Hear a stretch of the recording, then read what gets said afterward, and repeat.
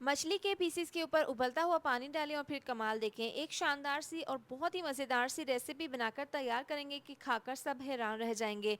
मछली के पीसेस हैं, इसको मैंने स्टीमर के ऊपर रखा था और इसके ऊपर उबलता हुआ पानी डाल दिया है। अब इससे क्या होगा कि इसके ऊपर से ये छिलका बहुत ही आसानी के साथ उतर जाएगा। तमाम छिलका उतारने के बाद अब बाउल में डाल देंगे नमक, कुटी हुई लाल मिर्च, कश्मीरी लाल मिर्चों का पाउडर, हल्दी पाउडर, धनिया पाउडर, पिसा हुआ गरम मसाला, थोड़ा सा ऑरेंज कलर डाल देंगे, लहसुन अदरक हरी मिर्चों का पेस्ट डाल देंगे, लेमन जूस डाल देंगे और इसके साथ ही आप चम्मच की मदद से इसको अच्छे से मिक्स कर लेंगे। थोड़ी सी इसमें अजवाइन डाल देंगे और दोबारा से इसको मिक्स कर लेंगे। तमाम मछली के पीसीस के ऊपर अच्छे से ये मसाला लगाकर इसको मैरिनेट करके रख देंगे। आप इसको बॉक्स में डालकर फ्रीज़ भी कर सकते हैं।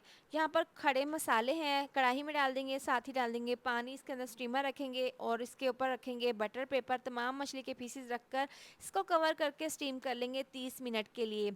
इसके बाद पैन में ऑयल डाल देंगे और मछली के पीसेस डालकर इनको फ्राई कर लेंगे। इससे क्या होगा कि इसके ऊपर क्रिस्पी सा गोल्डन सा कलर आ जाएगा और इसकी जो हल्की सी नमी है स्टीम करने से वो भी ख़त्म हो जाएगी। बहुत ही लजीज और बहुत ही ज़्यादा सॉफ्ट मज़ेदार सी हमारी मछली बनकर तैयार है। ये एक नया तरीका है इसको बनाने का। आप भी इस तरह से बनाएं, आपको खाकर मज़ा आ जाएगा। मज़ेदार सी मछली की रेसिपी बनकर तैयार है।